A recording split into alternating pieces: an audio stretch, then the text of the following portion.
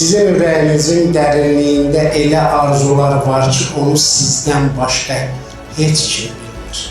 Allah sizin bütün arzularınıza çatdırsın. Atalarımız deyir ki, böyük olan yerdə din bərəkət olar. Biz bugün gəlmişik din bərəkət arxasınca sizlərin huzuruna gəlmişik. Biz bura bizim universitetin tələbələrinin təşəbbüsü ilə gəlmişik. Universitetin rektoru olaraq bu məni sonsuz qürurlandırır ki, bizim universitetin tələbələri böyüklərə diqqəti, qayğını yaddan çıxartmırlar. Biz burada bir ailə olmuşuq. Hamımız səmimiyiz. Sizin bura bizə gəlib biz yad eləməyimiz çox elə bil ki, bilirsiniz nə qədər xoşdur. Xoşdur demək azdır.